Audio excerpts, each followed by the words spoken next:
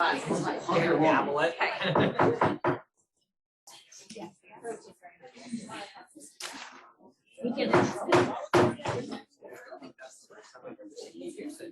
I do in the beginning. Oh, you do? Yeah, and at the end, it's quiet.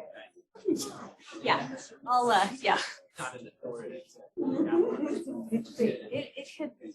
could throw, if we needed that. Yeah, this one we're gonna like. That has to be honest.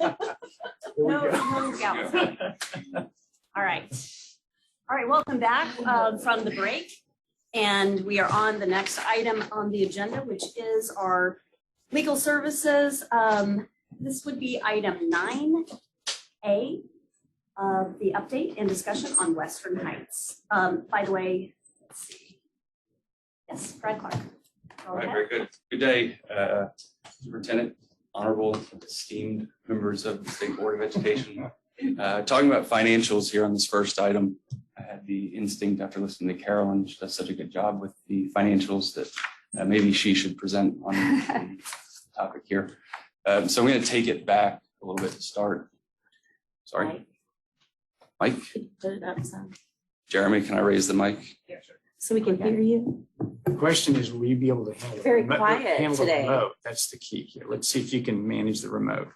I think I have a better touch than Carolyn. Actually, it's not true. I should have spoken. Yeah. Just kidding. I'm just saying. I'm pretty sure it's just Jeremy likes all these other. Yeah, Likes Carolyn better. I think he right. helped her out. Okay, so let's go back a little bit. You will see some of this. It's likely a repeat of about 14 months ago when we first presented this item to you. But today it's really about the audit, the financial situation at Western Heights. But to start, the 2018-19 audit, as you might recall, had at least two issues of concern. The first was that activity fund account at the school district was not balanced, and then 53% of deposits, 53% of those that were tested, those deposits were not timely made. The effect of that is a real risk of losing track of money. Okay, so keep that in mind as we go forward. As you will see, it's a repeat finding in the subsequent year. The other issue that was identified in this 18-19 audit was with regard to bond funding. And you can see the statute there in Title 62, Section 430.1. Really do not have a frequent occasion to look at this, but this audit did point out that the school district had violated this statute by using a certain set of bond money to pay off expenses through another set of bonds. That's the real issue there. Fast forward to November 8th and 9th of 2021. We were in district court with the district. As you'll recall, they filed a lawsuit against the state board, State Department. And so we had an opportunity that day to ask the individual with the suspended license to answer some questions about the finances of the district. And his first question was, hey, the 2018-19 audit contains some serious financial issues. We see those again in 2020. How did that occur? You were the superintendent, at least under the second audit, right? And his response was, well, the first one was not me. And then I think, as Mr. Bobecki pointed out last April, that individual was a board member at that time. So there was at least some knowledge, some awareness of the issues. And so we addressed that with the individual in district court that day, asking him to explain these repeat findings. And he had to say, well, I wasn't the superintendent, but I was a board member. Okay, well, what happened when you became the superintendent shortly after that time? And he said, I didn't do anything. And you can see the transcript right here. He said, no, I did not want to make any changes. Yes, I had the audit, but I did not want to make any changes. I wanted to wait a full year.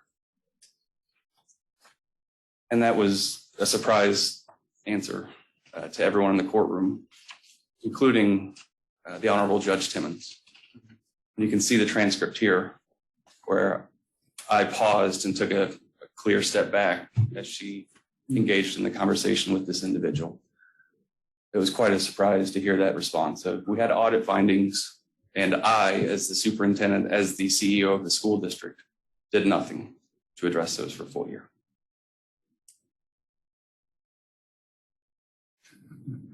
Okay. So about that 2020 audit, which is the 2019-20 school year, you've also seen these before, but these are a list of just some of the findings, some of the issues that were identified in that audit. Over $500,000 in outstanding warrants and checks that were not cleared. You see the untimely deposits again. You see IRS penalties. There's a new IRS inquiry, I believe it's been opened with the school district. Wire transfers that weren't coded properly. It's a lengthy list. In fact, it's so lengthy.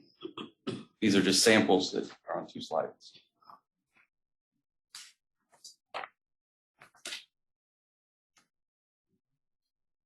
So the response at the time, so the district did provide a response to the auditor's findings.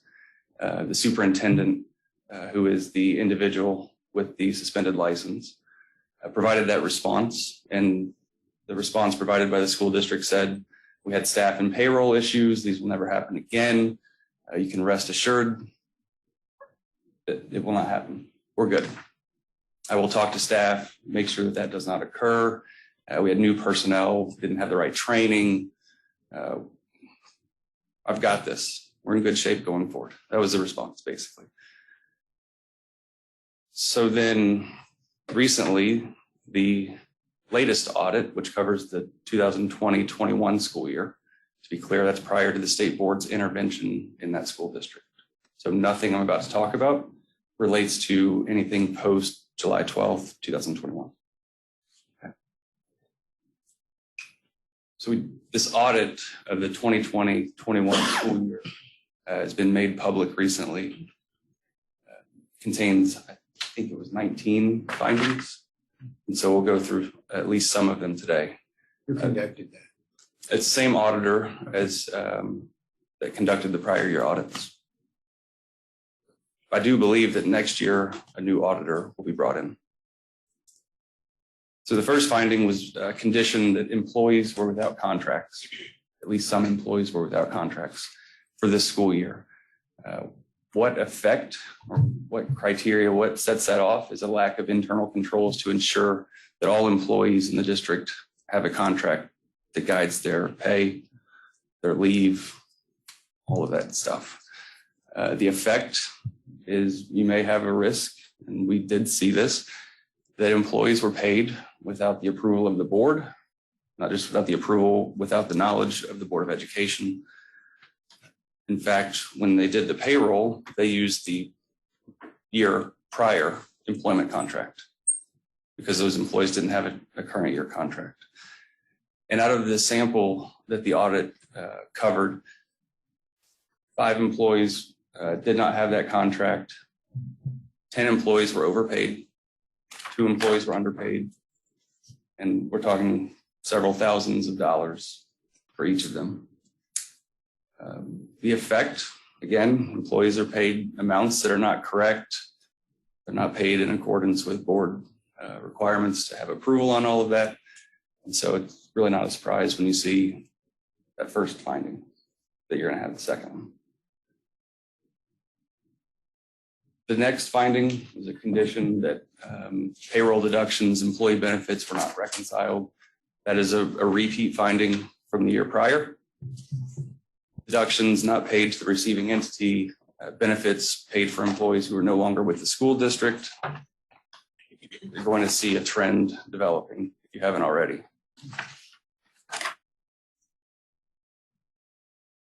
Quarterly tax reports not timely filed. I will note, as there has been at least some position identified, that this report has not been completed. It is not final.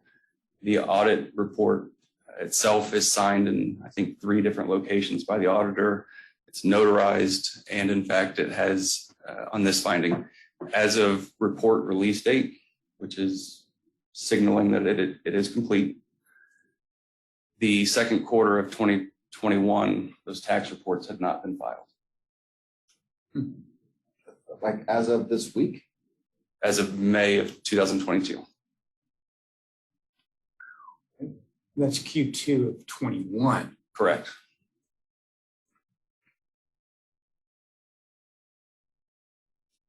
So as we saw on the slide, or a couple slides ago, there were penalties and interest that may be assessed. That has been done before. That may happen again. That's the effect of this. And that's fully within the control of the board members. That is correct. Yeah, in fact, the state's interim superintendent has tried to get these things cleared, including the audit itself, but it has not made its way onto a board agenda at this point. Again, we're talking about the school district board. That is Clear. correct. Correct. Okay. All right. Yes, Yes, sir. Just no wanted one to- here Just wanted in to this clear. room.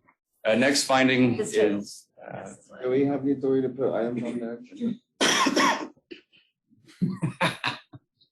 Okay. Sorry, didn't mean to withdraw. That's good. I like that withdrawal. District policy requires 3 quotes to be obtained for expenditures exceeding $25,000. 9 of 42 did not meet that requirement of those sampled. The cause identified in the audit is a lack of discipline within the organization, lack of good control habits and practices. Some of the wording on the audit. Next condition, next finding, failure to have documented policies in place for federal programs. This is a violation of federal regulations. Those regulations are identified in the middle portion of that slide. It's a similar finding to not having gone through the proper bidding process. Bank accounts, payroll taxes, TRS, teachers' retirement contributions were not reconciled. Another repeat finding from a year prior. Lack of internal controls to ensure that taxes and deductions are properly calculated and deposited, and importantly, accurately done. This again leads to penalties being assessed, interest charges accumulating.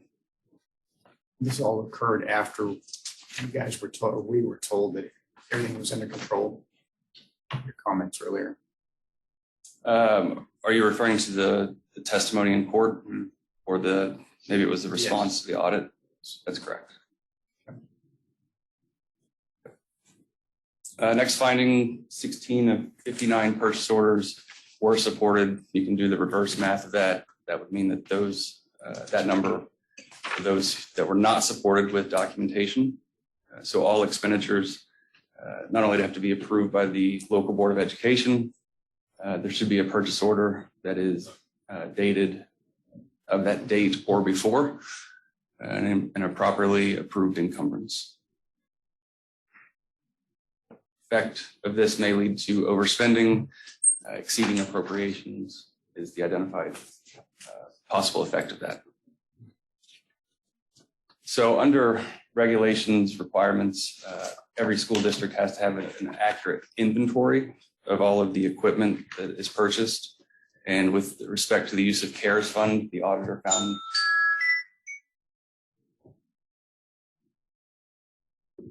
generators purchased did not show up on the inventory. In fact, under our federal programs monitoring report last year, when we were able to go on site, the district could not provide any inventory list.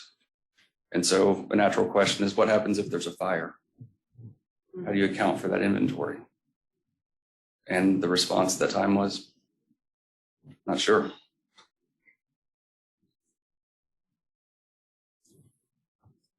Next finding is a bonus payment to the superintendent, that superintendent being the individual with a suspended license right now.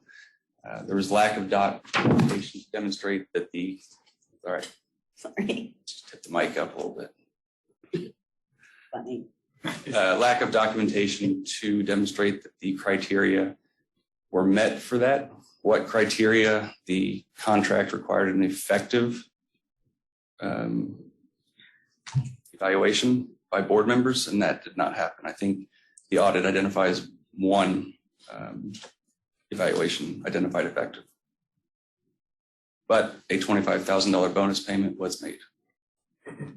The outcome of that, again, employees may be paid at amounts that exceed the contract and without board approval. I think this is the last finding I'll go through, kind of summarizes the entire thing in my opinion, is that the board, the administration at that time, did not have a process, so a lack of effective process to track and cover, make sure that we're remedying these prior audit findings. That was not in existence. And so naturally, I think you would have repeat findings, potential misstatements, inaccurate accounting, irregularities and illegal acts occurring straight from the audit.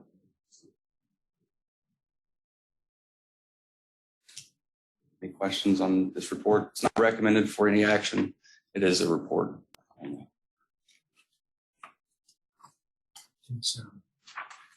Superintendent here. She is. Right? Our interim superintendent, I want to be sure to make that distinction. Sorry. Just for a second. Can you come up for a second? I wanted to just ask you a couple of questions on that, Brad. Is that okay?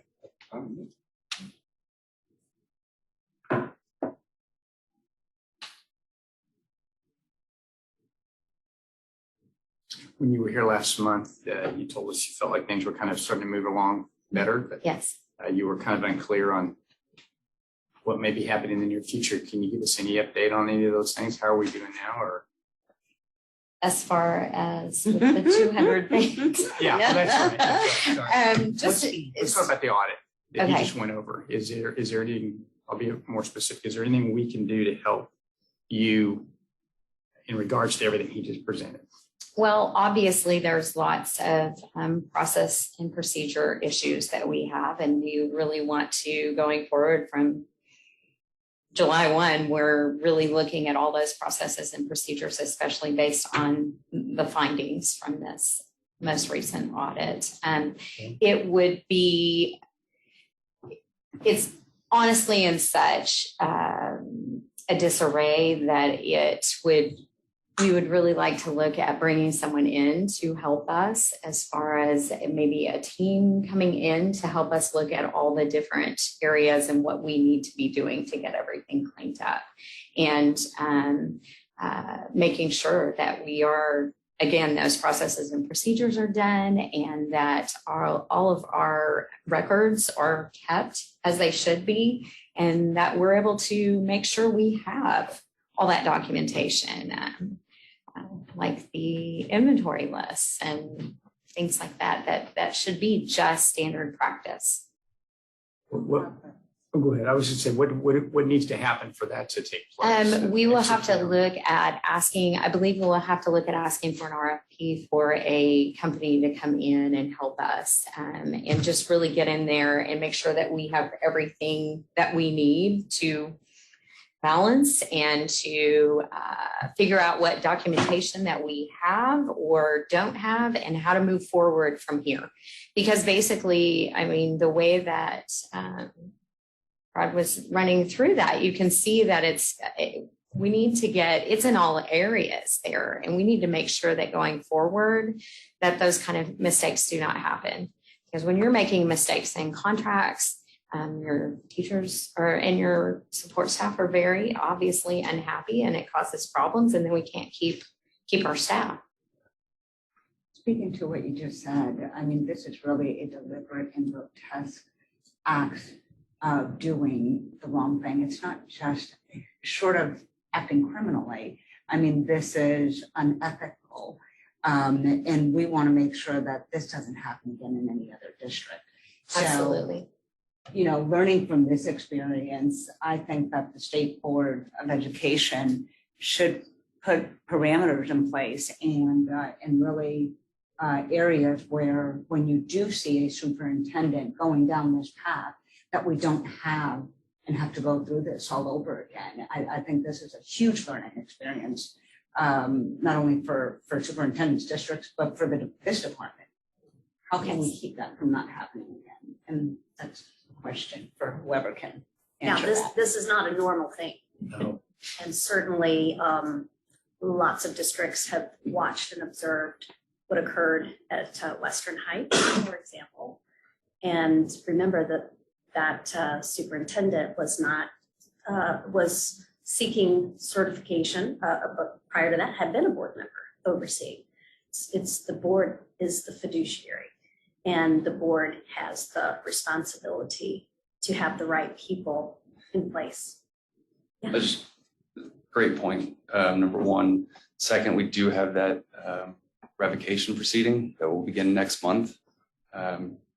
It's in the application. There were representations made by that individual to obtain a certificate that we now know, in our position anyway, were flatly false. So we will be pursuing that revocation of the certificate to make sure that doesn't happen again. Third point I would make is all school districts audits not only go to the state auditor's office, but they do come here as well. And a team reviews all school district audits and tracks those year by year with, similarities. Are they the same findings? What issues do we have? What audit firms? So we do actively review all of those. And then there's a risk assessment that may come from that as well. Thank you. Brad, what can we do to help support what she's saying she needs? Because she just articulated something about maybe a team coming in or RFP or whatever. What can this board do to help? Yeah, I think we've been talking about this for a while now, right? With the financial team, the CFO, I think was the recommendation that we made doing that needs assessment. And so, we want to hear from you as to how we can help, but I think that's the immediate.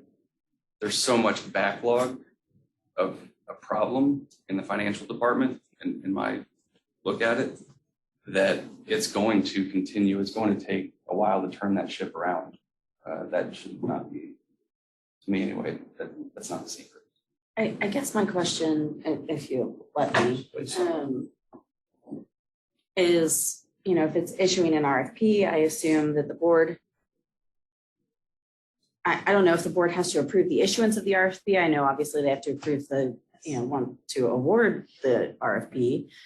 What is the process by which, because I think this continues to show and I know it sounds like you agree, but kind of an emergency situation that this needs to happen.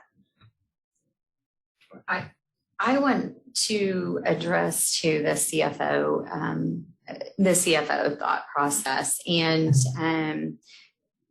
really, when you look at all this, we need some experts that know exactly what to do. I think I spoke on it a little bit that we have a real culture issue going on in our district, and we're trying to rebuild that and rebuild trust with our community. Not everyone comes out of the woodwork I am having a hard time finding a CFO that can take on something like this that would be willing to come to work for us right now. Now, hopefully in the future, we will get someone with lots of experience that would want to come in, but I know that it's a huge job, and I've looked at people that I felt would be a strong leaders, which is great, but then having to learn all of the financials at the same time that you're trying to deal with these type of issues, that's a lot to ask of a new CFO. Are there consultants that come in and kind of just do that? There's contract Yes. CFOs, there's Yes. accounting firms. Yes. There's And so that would be what I'm What you're talking talking about about. bringing Okay, in. okay. Yes, I remember that you had one. I did. Yes. I think it was just, not I think it was just too much. And I think she signed up. It would come from our budget. Yes. So it could be quite, Absolutely. Yes. like if the auditor's already done their work, wouldn't it be, can we just make journal records to zero out all the accounts, or just we don't know, and just make a note who knows, now we have a balance to move forward, and fixes, I mean, that's not best We do. practices, obviously. But if no one can do the work, then what are we, I mean, you can't even start the new fiscal year if you don't have the balances from last year to start with. And there's no opening balance there, which is a problem. I think that would be great, but I know that that's not gonna magically happen, and I know. New account, we don't know. Yeah. Count 999, just done. I know we need to make every effort to make So sure when can you get an RFP issued, I guess?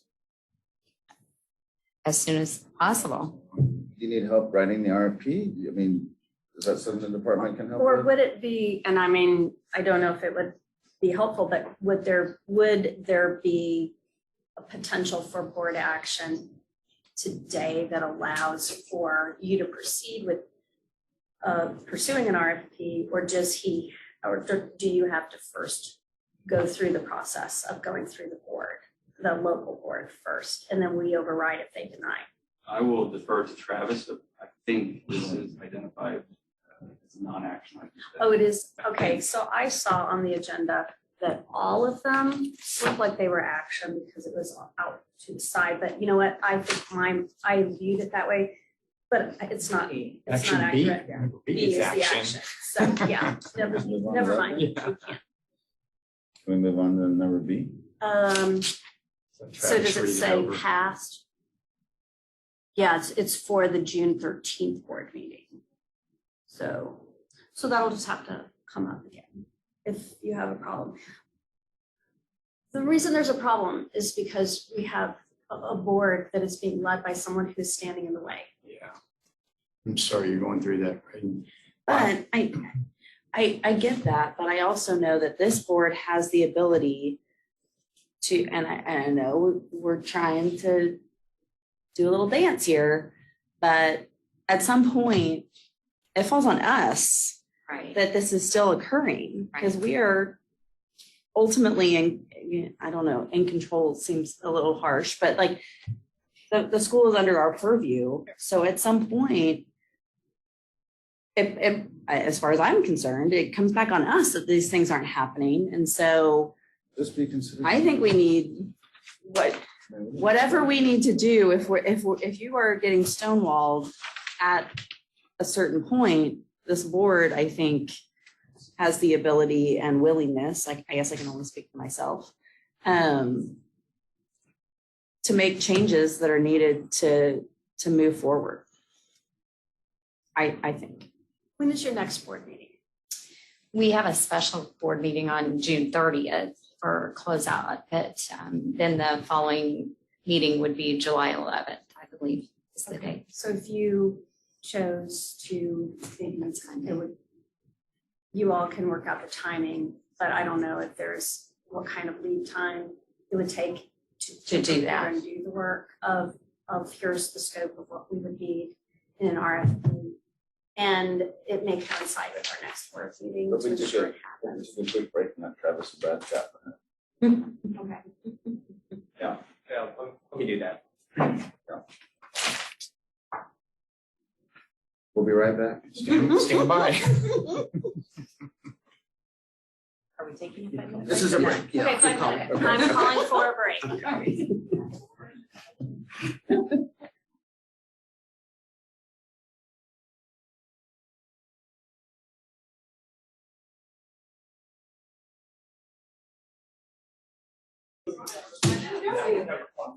Not to you.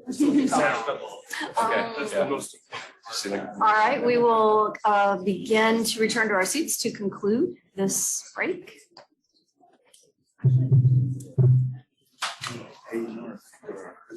Yeah.